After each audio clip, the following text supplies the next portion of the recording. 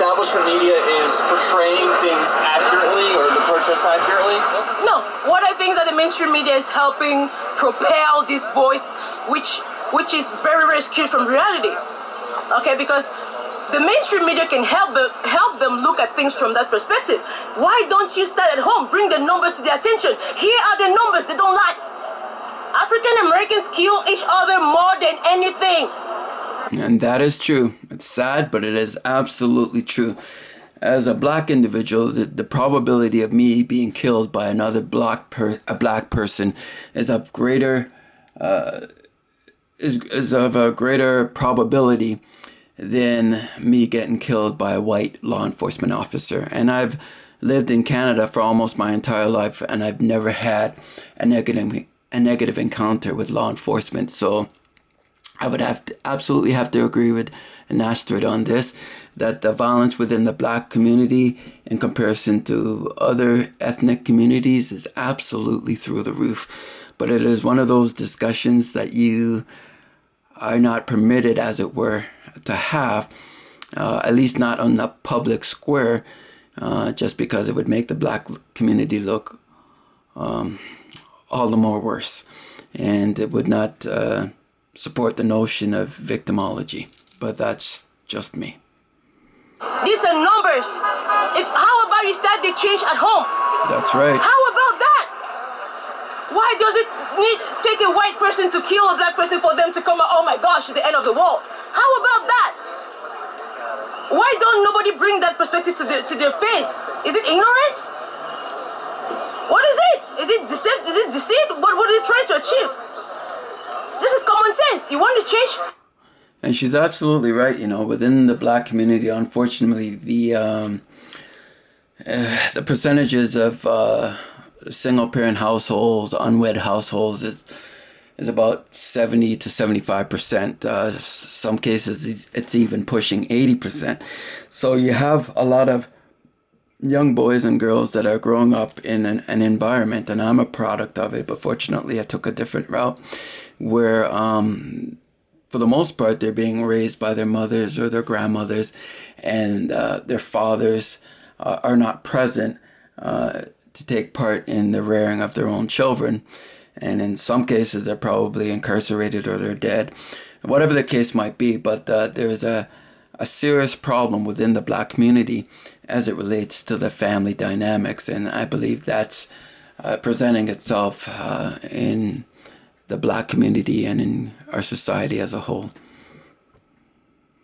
Start the change at home. Common sense. You don't need to be a nuclear physician to get it's easy. Start the change at home. Period. And let the mainstream media tell them the things the way they are. Hey, yeah, we agree with you. Violence is wrong. In any way, on any surface of the earth, violence is wrong. But there's more violence in your own communities. What do you do about that? Are you going to come change violence at the White House? Come on, give us a break. That is so true, so true. To create a group of people who feel oppressed, okay? Because if the more they feel oppressed, the more they're going to look for some kind of equalization. Nobody's oppressed in America. Look, I'm a foreigner. First of all Americans, we're all foreigners, okay? If I'm hardworking, America is a country. Why do you think the entire world wants to come to our country? Okay? Everybody wants to come to America, and they want to pretend we're oppressed. I am not oppressed. I'm black. I'm not oppressed. I love when she says that. I am black. I am not oppressed. That's an actual foreign mindset within the black community. I believe the minority of blacks think along the lines that Nestride does. And if they do, they're the ones that tend to be the most successful within the black community, because they don't see their skin or their ethnicity as an obstacle. They recognize that opportunities exist and that they're going to take full advantage of all the opportunities that are presented to them, especially as it relates to having and getting a good education. The majority of blacks would not have the mindset that you see that she has. I am black. I am not oppressed. Again, there's a narrative within the black community that if you're black, that you're going to be oppressed, that you're going to experience racism, that you're going to experience discrimination, that you're going to experience some enslavement of your person by the establishment or by the system. Again, I think that's a mindset that has to be broken within the Black community. We have to see ourselves as people that are capable, despite the obstacles. Yes, there's obstacles that I think any group might face in any society, but you got to look beyond that and be able to say, as long as I'm of a sound mind and I put my hands to the plow, in other words, I apply myself and I put in the work that is necessary to be successful in my own right, I will be successful. And I believe that's exactly what she's saying right now. I have a master's in healthcare administration. Okay, I'm going to be working for a federal agency. I am not oppressed. No Black in America, I don't feel oppressed. I'll tell you that. If you're driven, you're going to accomplish what you want to accomplish. We're the country of the free. Okay? And let the mainstream media stop trying to forcing on people to accept that they're oppressed. I am not oppressed. I am Black. I am not oppressed. Okay? And she's absolutely right. The mass media, the corporate media is trying to force onto the Black community the whole ideology of oppression and slavery and discrimination and racism. And within our own community, within the Black community, a lot of people think along those lines.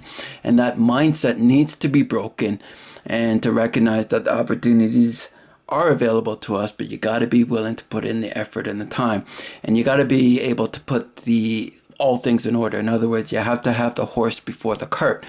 And if Black people are not, generally speaking, addressing the basics as it relates to family and family dynamics and a nuclear family and mother and father under the same household rearing their children, and versus the 70 to 80% rate of single parent household, we're not going to be able to achieve that. A woman is a woman, a man is a man.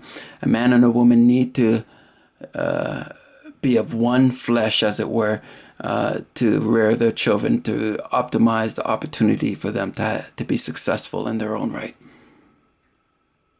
Trying to make some people feel oppressed is just to weaken them. That's the bottom line. I love that part. She said that the whole idea is to make people feel oppressed, is to weaken them, is to weaken that community. And that's absolutely correct, because it's a weak mindset to begin with. If you truly believe that, then there's no reason to attempt to believe that you can escape your oppression. It's really a form of mental slavery. There's no physical change, but it's a form of mental slavery that I believe runs throughout the Black community in general, not just in America, but in various parts of the world where you may have a large concentration of Blacks.